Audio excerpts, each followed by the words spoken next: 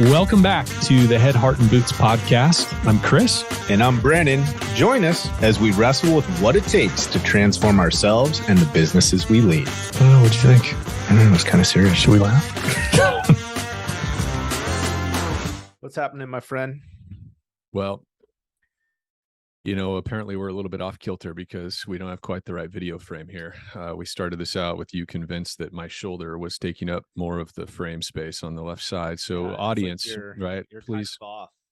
And I'm not going to mess with the camera angle to attempt to fix it. So I think it probably doesn't matter, but let's leave it to the audience. Do you guys care? Do we have a problem with our frame? Is something you OCD folks, are you having difficulty listening to us because we're a little bit off center? I don't know. Anyway, got that out of the way. I know it's bothering me. Direct message us, LinkedIn. Let us know if that's a problem for you. We'll try to accommodate. We'll cut that frame up. My friend, you've been kind of pumped to do the show that we're doing today. This topic. This is something that comes up with you. Like I've heard you reference it before. It's certainly like the individual components of it, have come up quite a bit with you. Clearly it's stuck. Well, I don't want to trump this up too much, man. You're kind of giving me this rad setup for me to give sort of a 7-point sermon on this thing, but I hope your outline's prepped. Hope you're ready for this one. Yeah, no, I have. So what we're talking about is the 4 agreements. And the 4 agreements was written by Don Miguel Ruiz. Many of you that are listening to this, you've heard of this book. Maybe you have or haven't read it, or you read it a long time ago. That was kind of my story. I first dug into this, somebody recommended it, or I saw it on a blog post or whatever, and checked it out. And then, like many great books in my life, I've started rereading some of them here in my 40s. Yeah. Because I think I'm finally starting to connect the dots about why this stuff matters, Yep. It's like the first time we read some of these personal development or business books, I think a lot of times we just don't have enough experience or context to really apply it.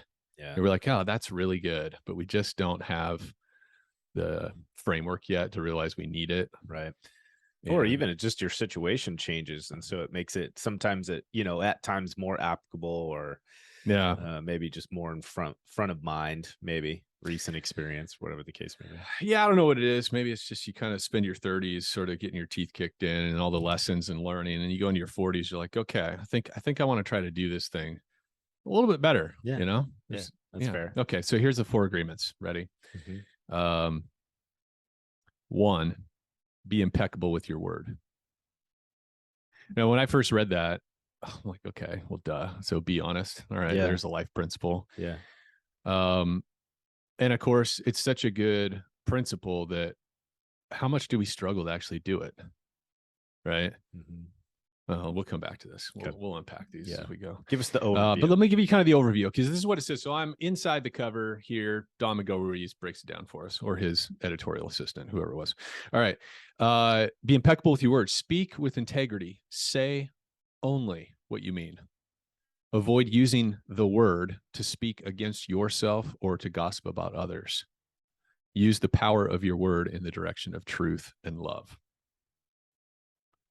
So you get a little bit of flavor there. I mean, this is one of those, definitely on the it's a little woo side. There's a little woo woo. Yeah. A little bit of woo woo. But so the first time I read it, I think that's one of the reasons why I dismissed it, to be honest. I had a hard time filtering some of the woo woo new agey kind of language. Yeah. It doesn't bother me as much anymore, but anyway. Number 2 agreement, don't take anything personally. Well, that's hard for me. That's the ego check. Oh boy. There. Oh yeah. All of these really just slam my ego in the nose. Okay. So don't take anything personally. Nothing others do is because of you. What others say and do is a projection of their own reality, or what we might say the own story in their head. Yep.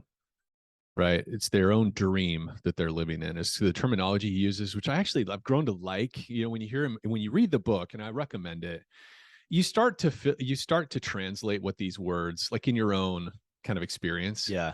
And it does connect. Yeah. You know what I mean? So, sure. Yeah. It goes on. When you're immune to the opinions and actions of others, you won't be the victim of needless suffering, right? He talks about in this chapter, that particular chapter, just how how much suffering we create for ourselves because we take the actions, the body language, the words of others personally. It's a personal it's a affront. personal They're attack. attacking me. Yeah. They're reacting to me with this bad behavior. This is all about me. They're mistreating me, taking advantage of me, whatever it is, but don't take anything personally. Okay. Number 3, don't make assumptions. Yeah. We've all heard the phrase, don't make it makes an ass out of you and me, right? Yeah.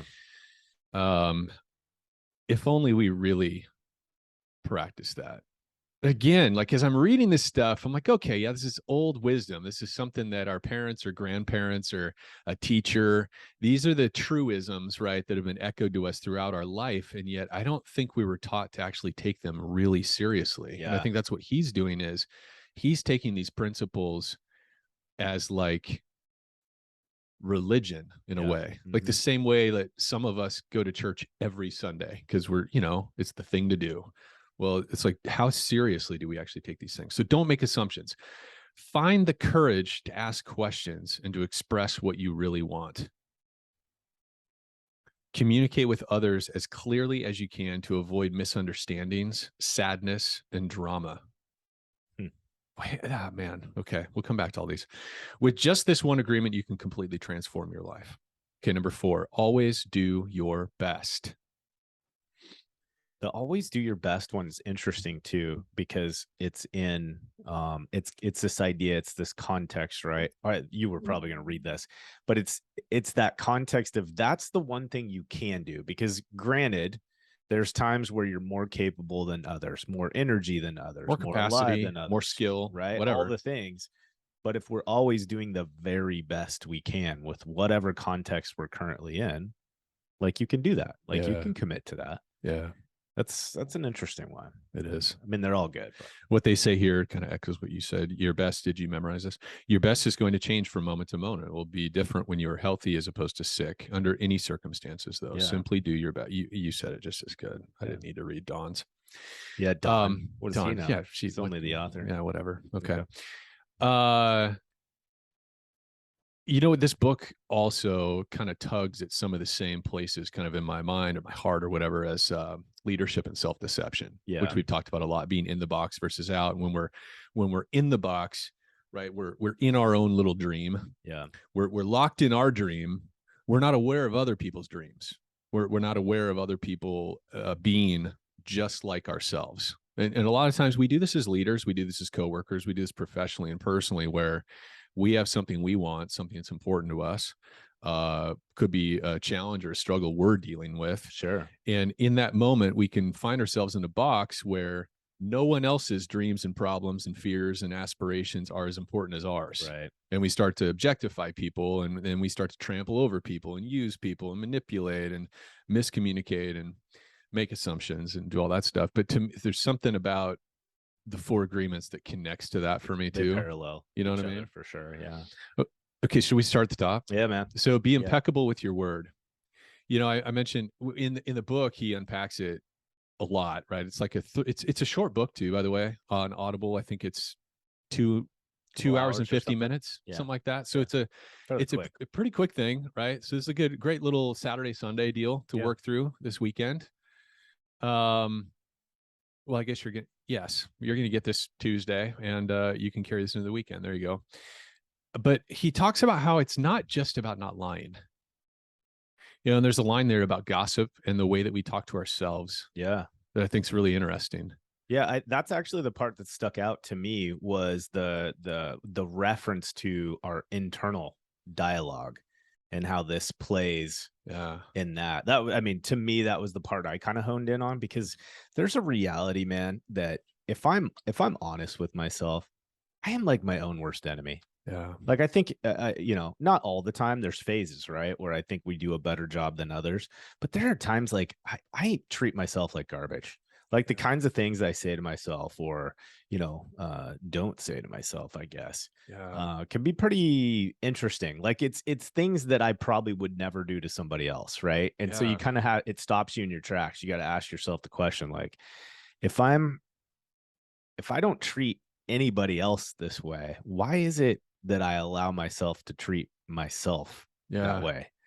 I don't know. That was the part that stood out to me in that book. I obviously you reference a much broader, work there, but that was the piece that it just like, oh man, there are many times I would not even consider saying the things I say to myself to another human being. It's terrible, right? Yeah. And of course, one of the things he talks about in the book, and now I'm actually potentially confusing this with Eckhart Tolle's A New Earth or The Power of Now. And so all this stuff starts to flow together, right, as you're taking these things in. But I believe there's a section in this book where he talks about, and I think it is in this chapter, and Be Impeccable with Your Word, and how we talk to ourselves. He says this thing, he said, what is just punishment for wrongdoing? How many times do we punish ourselves for our wrongdoing?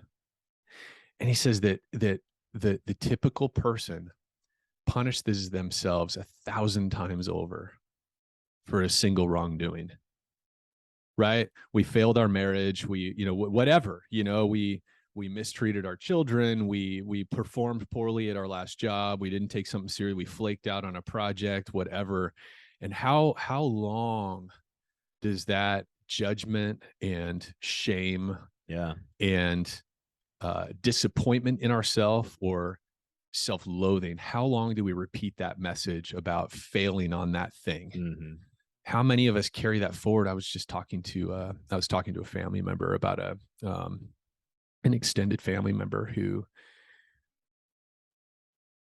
after 30, 40 years, is still lamenting a divorce that they went through, and the way what happened went down. It still plagues them. Yeah. And I was thinking about that in my own life, how often I reference back to past failings as though they're still a part of me. Yeah. A label that you've slept on. And I think it's me. It's like sabotaging myself. And that's what he kind of talks about, is we sabotage ourselves with our words. Yeah. I think it was so, being impeccable with your words. I think impeccable. I think he referenced the fact that it's Latin, right? To be without sin. And what was interesting to me is this thinking about that, like the kind of the overarching context of that of communicating in such a way that it's without sin. Now, obviously, we've got a mixed group in terms of religion and not religion for those that listen. But I think what's interesting here that caught my attention was this idea of, and you can say good or bad, positive or negative, right? Yeah. If you don't want to take any kind of spiritual or religious references there, but it's this idea of everything that we're doing, our body language, our posture, our the language that we're using, how we're talking, the distance between us and our audience, whatever the case may be, is always coming from this perspective of doing good with it. Like, is what you're communicating going to, equip someone, enhance their performance, make them better, give them support, encourage them, give them clarity on winning or not winning, right? When it comes to performance or, beating expectations. And so it's interesting, I think, how little weight we give to the idea. It's the same boat as just influence in raw form. Big time. Like, what are you using your influence for? And I think one of the things that I will slide into as a leader is I forget how often, or I guess it's just subconscious, that I slip out of this role. Yeah. Where what I'm communicating, how I'm communicating, what tools and resources I'm using to communicate is being done for the benefit of the other person. Yeah. Like, am I really thinking about this conversation from the perspective of what can I do to make this a better experience for the other individual? And most of the time, I don't know if it's most of the time, but often, right, it's really self-centered. It's really internalizing something. So I'm trying to communicate something in a way to get what I want, get my way, get out of a situation, or repel this individual or this experience. And it's interesting, we've talked about this before. My wife is always a big proponent of being for something rather than against something. Yeah. And I feel like in some ways that's what he's saying here is using our communication to be for something and not against something. And maybe a practical way that we see this play out is like, drawing attention to people or team members, for example, that are exceeding the expectation. They're in pure alignment with our mission and our vision for our company, and really taking the time to just basically communicate like, oh, wow, that was a job well done. And because we do that, it orients everyone towards, oh, if I do more of that, right? Even if it's subconscious and it's not done at a conscious level, that's always so more powerful, so much more powerful than when we come into a room and just wreck, right? Drop the hand grenade, get pissed off, go off the handle, which, you know, it's kind of like, what's up, kettle, right? For me, because that's a challenge place for me. But we see that. We see that in our clients. We see that in a lot of business environments where the teams have kind of migrated towards leadership's attention, and everything is on the stuff we need to fix, which makes sense to a certain extent. But then we're communicating that all the time. So again, instead of getting what we need to out of the team by pointing towards what's happening well, we're just hyper focused on the stuff that's not working. And we come at it with a negative, like, we don't want to be this. We don't want to do that. We need to get away from these things. And I don't know. I don't know if the correlation is direct there, but that's what I walked away with, was just this idea of, am what I'm saying, doing, and communicating, is it having a positive impact? And if not, can I switch something or change something here to make it impeccable? Right. Yeah.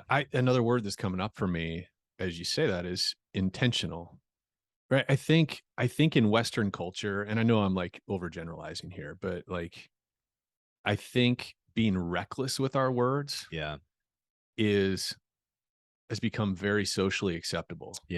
To spout off, to sound off, to make judgments about things.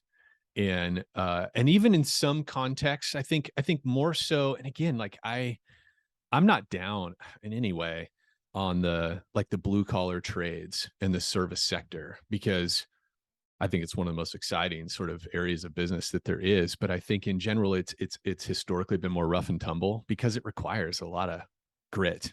Like, to be in this industry for any period of time, it requires a lot of grit. But I think part of us kind of figuring out our industry and whatnot, I think it's just become really acceptable for us to have as leaders, oftentimes in this industry segment, you know, it to a degree, it's acceptable to just explode with our words, right? If something's going wrong, just to deal with it. You know, you show up to a job site and stuff is not the way it should be.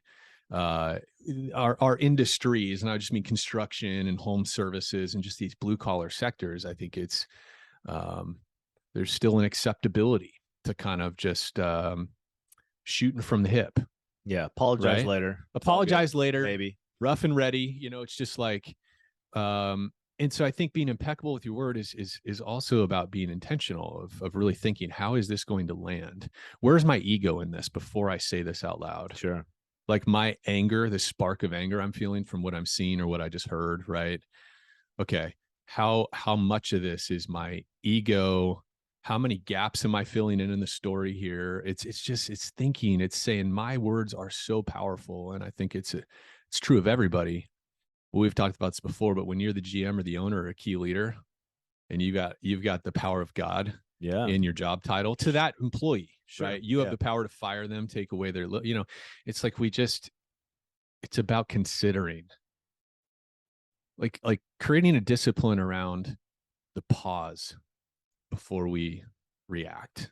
And I think the opposite is true. Like, we often don't say anything to our personnel. We don't often. Well, that's true. You know, we pause. We withhold. That's a great way to reference it. Like, we fail to give very clear and honest feedback about a performance, or we round off the edges because we're afraid of hurting feelings. They can't handle it. We don't want to lose this employee. We don't want to back them into a corner, whatever the case may be.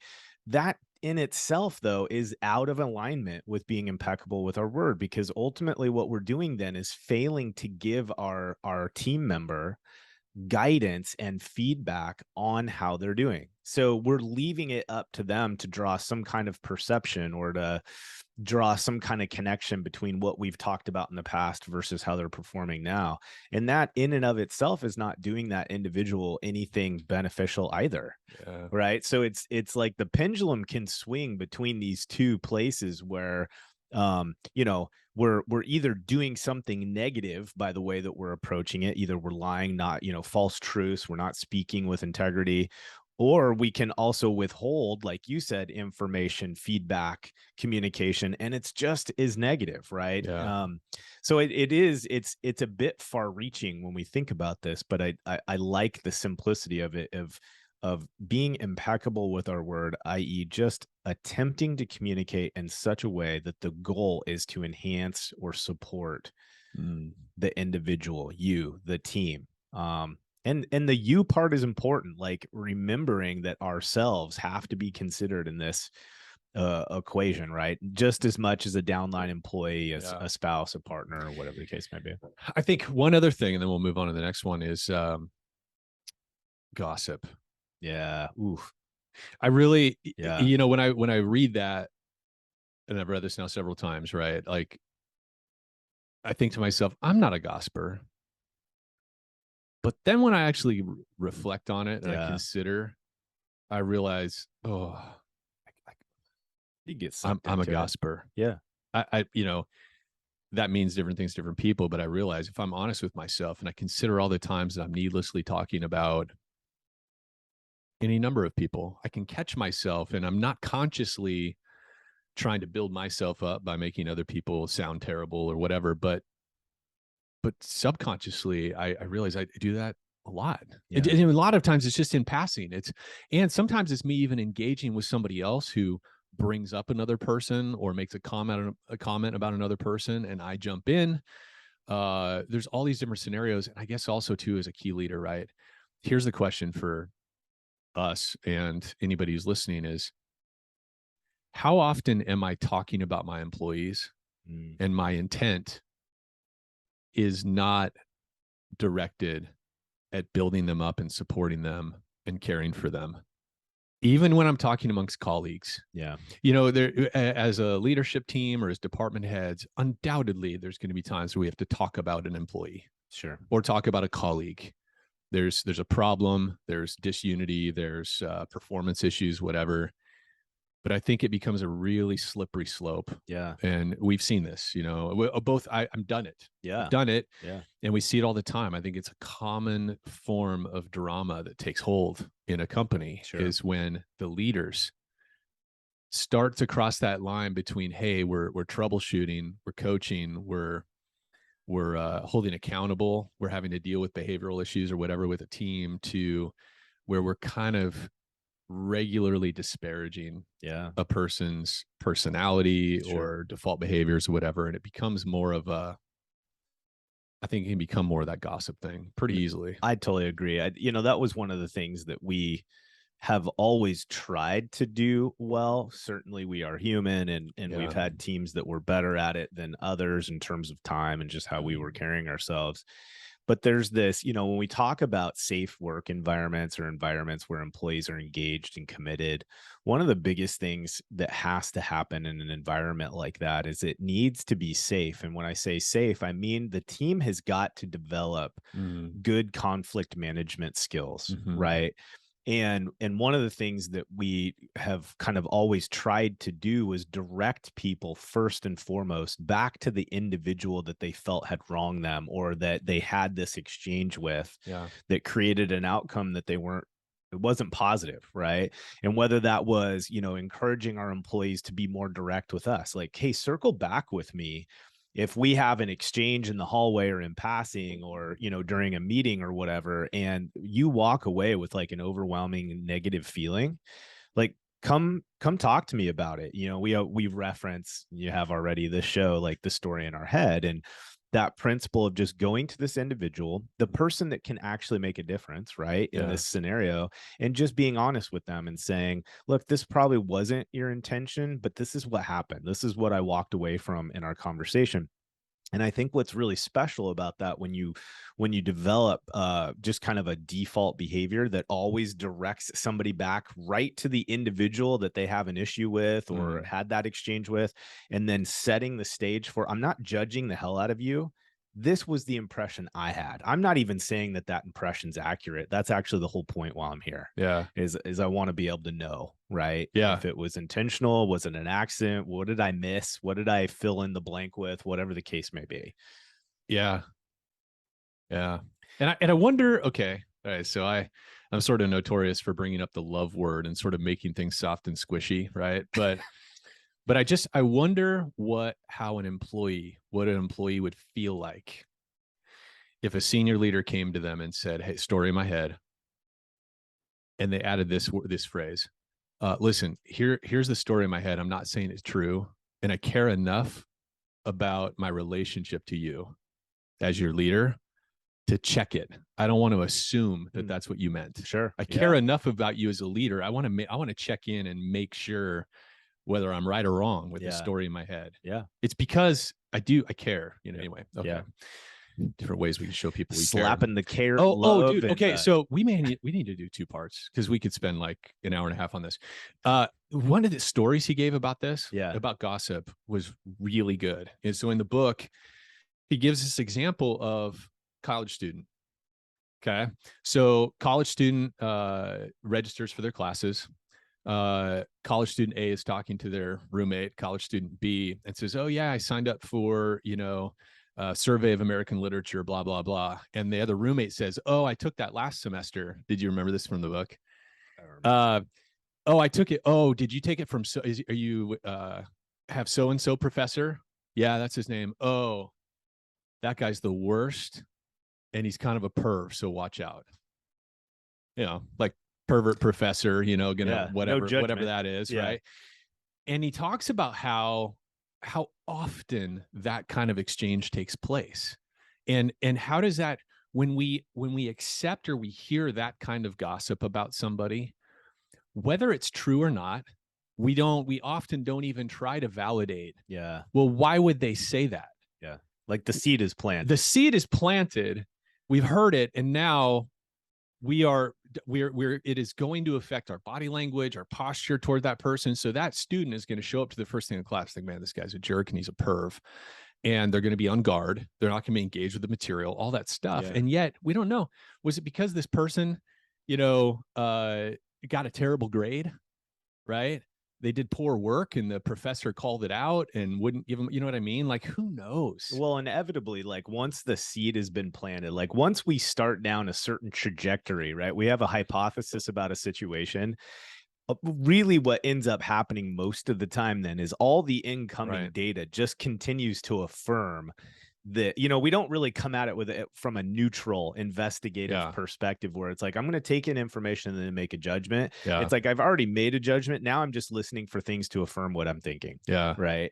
Which is, it is interesting. And I think we can set the stage like that for our employees, right? Like I know there's been scenarios where I've probably talked to one of my department heads and said, "Hey, here's my perspective on so-and-so." Yeah. And the reality of it is I had a limited look of that individual's performance because of just the inherent title that I had or the place in the organization. Maybe there was just too much distance between their work, effort and what I got exposed to, or, whatever the case may be. But inevitably, what I may have done now is planted a seed in that department head who is going to have a much closer relationship, is going to be able to see their day-to-day work, may be able to influence that performance in a much more positive way than I am based on my current situation. And ultimately, there's this strong chance now, though, that department leader is not really trying to develop that leader to the same extent because they're waiting for them to fail. That's right. It's like now the data coming in just affirms what I planted or what I may have said.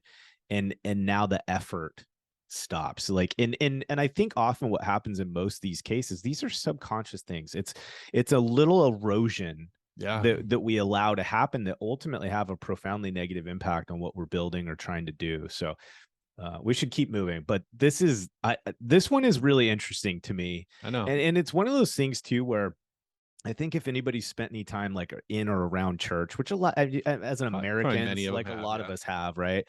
I think one of the things that you kind of learned in that was it was kind of this idea of how you treat your neighbor Sure. concept. And really at the end of the day, it's amazing to me how much power our words have.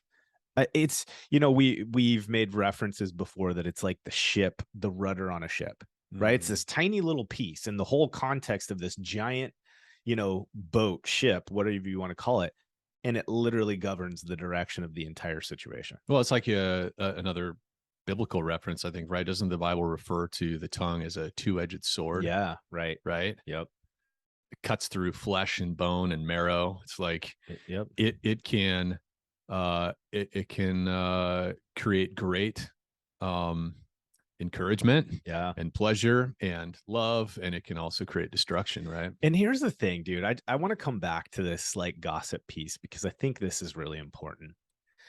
I think there's a reality that we lose contact or touch with, and that is if you're the kind of individual that people hear talking shit about people, they know you're not safe.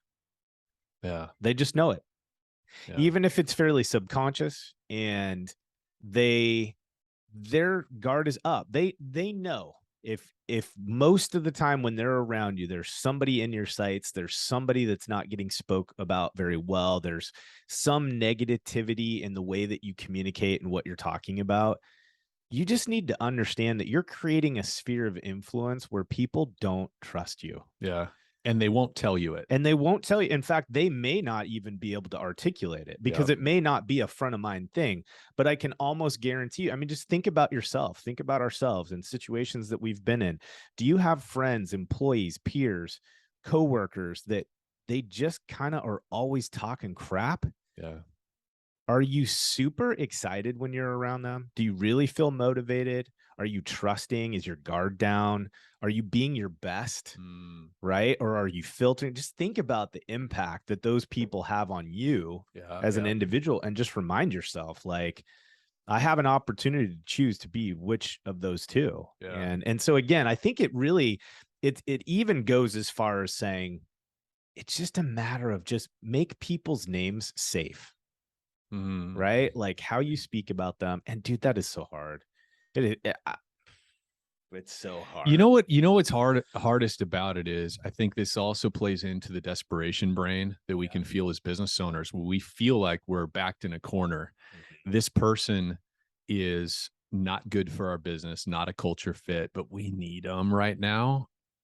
I think a lot of times that creates that gossip mode that we get in, because then we're just lamenting, this person, that person. And it's this cycle where we're actually probably making them worse in their attitudes and behavior, because I feel like I've observed this, and I've probably lived it in some ways at different points in my career, where when it starts to flip over from problem solving and strategizing on HR stuff and helping do course correction and stuff with employees, and it switches over into this complaining and gossiping about who they are and what their how they act and all this kind of stuff and what their problems are and all that,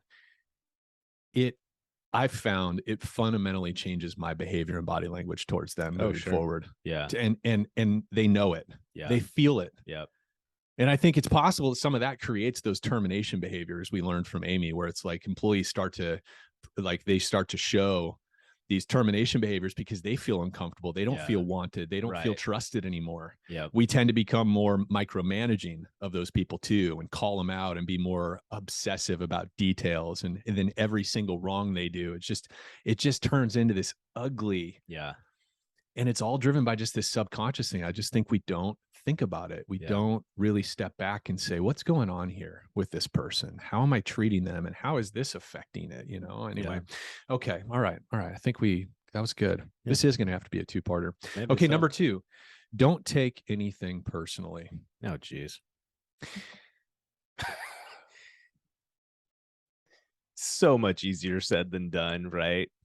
As a business owner, oh man, I think as a business owner, especially in the early days, because oftentimes as business owners, we're the last to get paid, right? It's like when I had my State Farm office, I had 4 employees. Actually, my first year, I was like, That was a little bit of miscalculation, to be honest, but a little more payroll than I probably needed or should have had. But I was the last to get paid. I had a couple. You have these pay periods where it's like, well, guess I'm not drawing. On this round. We'll wait till next month. Hopefully things will be better, right? But your employees, they're the first to get paid, and they, at least they should be. yeah, it's hard. I think it's hard not to take poor performance or attitudes by your employees sometimes personally. Like, who do you think you are? Yeah. And it doesn't even feel good saying that out loud, right? Because it's like, yeah, well, listen, they're just people like me. They want what they want. They need what they feel like they need.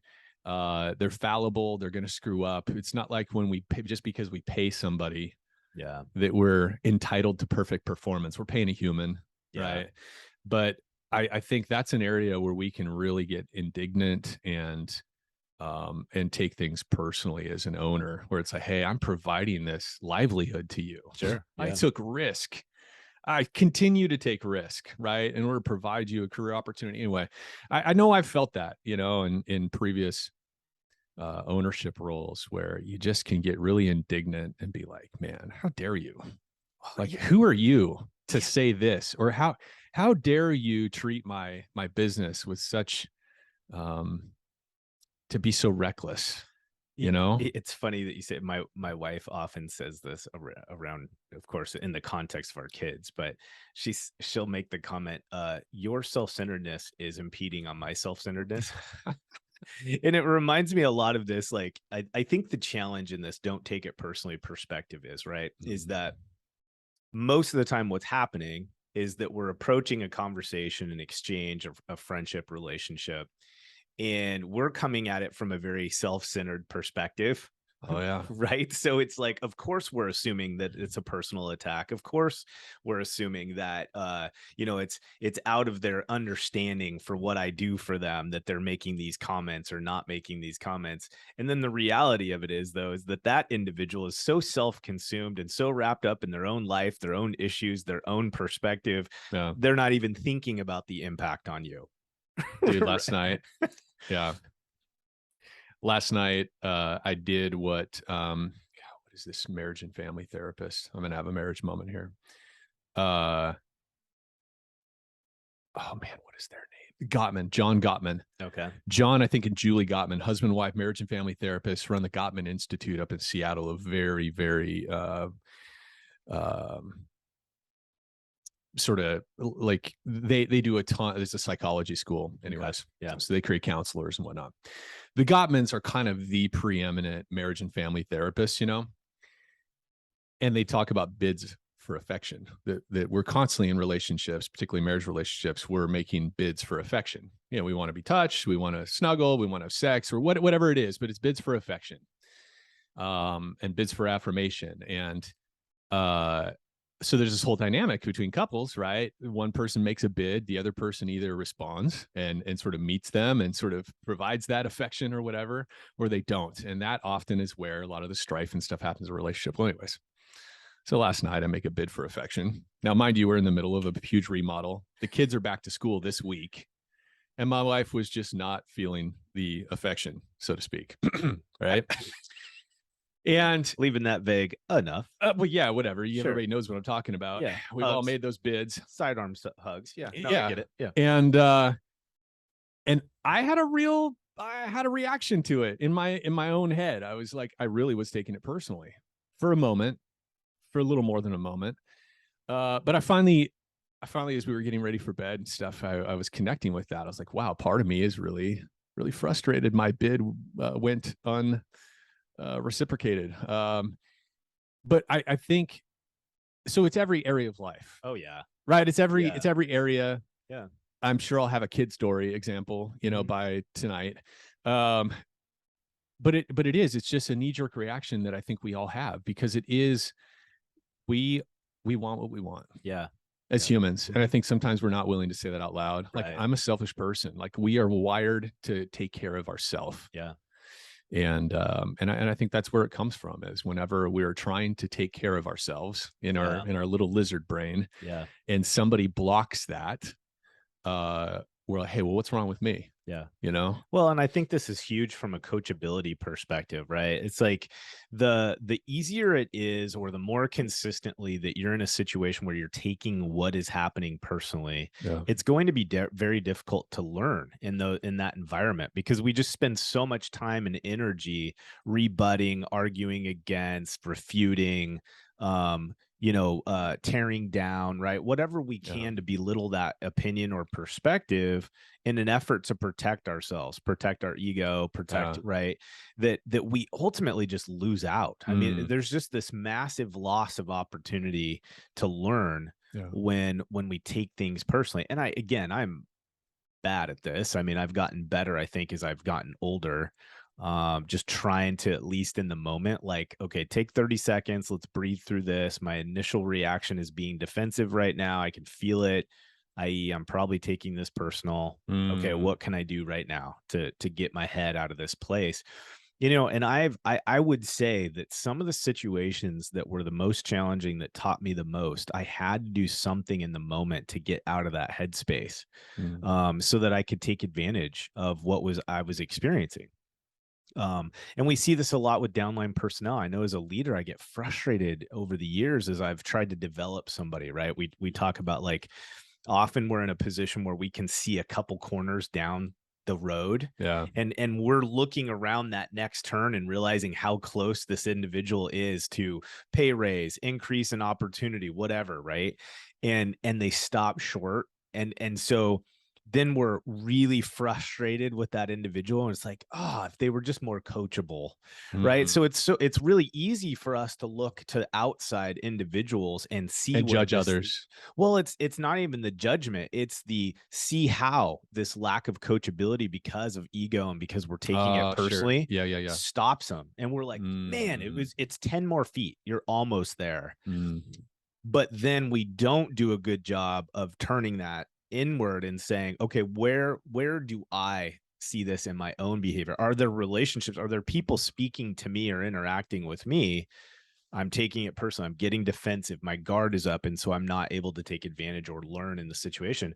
And honestly, this happens a lot between employees and employers, because you think, because we have a title, or maybe we've been with the organization or in an industry for a longer period of time than this person, where our guard is up. We're not good at hearing their perspective, their influence, and being able to take advantage of that. I mean, we see this a lot when new people come to a team. There's a reality that their perspective is a little cleaner. It may not be more accurate necessarily than somebody else's, but it's also not as tainted or filtered by previous experience from that team. They haven't become accustomed. Yeah, exactly. To the behaviors and they're not culture ignoring the same things everyone else is. They're not stepping over that, whatever. There's an opportunity for them to be catching and seeing things fresh. And man, I would tell you, that's one of the hardest groups for me to learn from, is when I have a new team member. Very difficult for me to remain in a place. Like, my knee-jerk response and reaction to most things is they don't understand, they haven't been here long enough, right? Or you come up, it's easy to create excuses of why what their input is saying to me isn't valuable. And really, there's an opportunity during our onboarding, of course, it's a totally different subject really, but to set the stage to make sure we can hear and get some insight from this fresh set of eyes on our team. It doesn't mean you throw anything out. You don't start from scratch, because it's very possible that their time on the team has been too short for whatever perspective they offer to have a ton of value. But I'd say more times than not, there's value there. There's an opportunity, right? Yeah. Fresh eyes, right? The power of fresh eyes. Yeah. He, and maybe we can end on this. He talks about this concept of we're all in a dream. We all have our own dream. Yeah. I do remember that. It's interesting. Yeah. And the more I think about that and I'm all over that, it's very helpful for me to consider that I have my own experience. Yeah. Like, there's things happening behind my eyes. I have all this self-talk that you are totally unaware of. Yeah. And you have all of this processing of me, of what we're doing, of what the rest of your day is going to look like, positive and negative, all the things. Like, you have your own inner world Yeah. that I will never be fully aware of, no matter what. Right. Just the way that you think and react and interpret things. Yeah. And all of us are that way. All of us have this dream, this reality that's happening up here. And when you step back and you consider that, I think it helps with not taking things personally. Sure. Because it helps us, it remind us, like, okay, we're all a mixed bag. At any given time, we've got suffering inside. We've got something that, whether minor or major, that we're dealing with in terms of relationships or health or, professional, whatever. There's an element of suffering inside all of us, I think, at all times.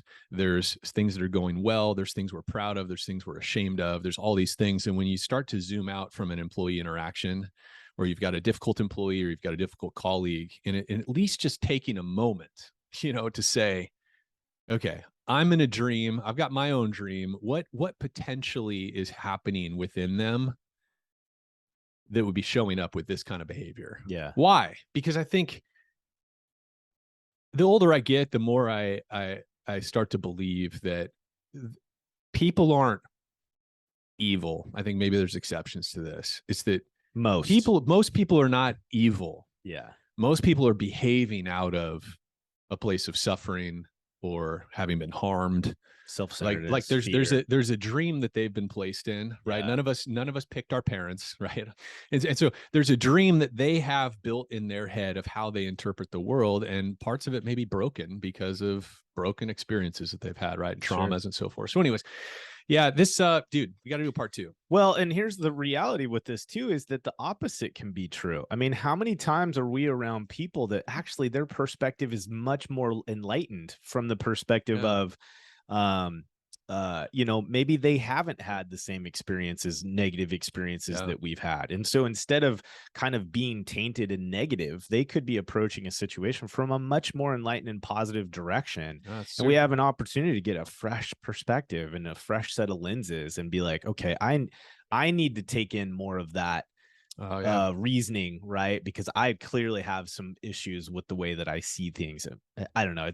You kind of swirl a little bit and it can get a little confusing, but I think that's super powerful. It's good. Okay. Quick summary. We'll come in with part 2 and we'll hit assumptions and always do your best on the next episode. But yeah, so what are the 2 we covered? Be impeccable with your word. Yep. That's more than just not lying, right? We might benefit from considering our words. It's that pause. And I think I almost would say it feels like, as a leader, like that's a responsibility we have to put on. Yeah. We don't have to be perfect at it, but it seems like that should be part of our path, is pursuing that. Yeah, I agree. Pursuing that pause before we react, right? Leaders respond, leaders don't react anyways. Right. The second one, don't take anything personally. We just unpacked all of that. I mean, it relates to gossip. It relates to the way we react and overreact, inappropriately react, all that kind of stuff to others and even to ourselves. That's good. All right. Well, listen, if this has been helpful for you, right? If we're provoking sort of new thoughts or connecting dots, or this stuff resonates with you in some way, please share it. I mean, that's one of the easiest ways that you can help out the Head, Heart, Boots podcast. We really love, this is a passion project for Brandon and I. Absolutely. And so sharing is caring. I just thought of that on the fly. That was clever. Sharing is caring, and other ways you can connect with us. So we do at Floodlight, we do one-on-one consulting with restoration company owners. It runs the gamut. We work with companies that are newer to restoration, helping them get set up in a way that they can avoid some of the mishaps and accelerate their growth and scale. And then we also work with medium and large size restoration companies. We usually always have a mix kind of in our portfolio of clients. Yep. Helping them fine tune their process, make more EBITDA, more profits, develop their downline leaders, right? Really help them build a business that they can operate as a business and not be an owner operator. Helping people scale and get ready to sell their business. Some of you want to do that. Of course, the PE craze is going on, but how do we build a healthy business so that we could sell, or we could get to that point and choose to keep it because we like our business and we have the right role in it, So that's what we help people with. Also, if you're onboarding a commercial sales leader, and you're looking for a turnkey onboarding and training solution to equip them so they can go effectively chase commercial, you'll want to check out our commercial sales master course. It's a real affordable option that you and your team can use over and over again as you onboard salespeople, sales manager to your team, etc. Lay the foundation. Yeah, you can have us bring Brandon and I in for a live workshop. We got one or two we're doing this fall, later this year. Yep. And we have some schedule availability for Q1 of next year. So if you're interested in that, you can reach out to us. But otherwise, we appreciate you listening. Absolutely. Yeah, we enjoy doing this, and we'll keep doing it as long as you guys are listening. So yeah, look us up, Floodlight, find us on LinkedIn. Next up, we'll see, also check out our Floodlight Friday live streams, Friday mornings. That's another way you can connect with us on LinkedIn. Yeah. And I guess that's it. Okay, gang. Till next time. We'll see you later. All right, everybody. Hey, thanks for joining us for another episode of Head, Heart, and Boots. And if you're enjoying the show, or you love this episode, please hit subscribe, write us a review, or share this episode with a friend. Share it on LinkedIn, share it via text, whatever. It all helps. Thanks for listening.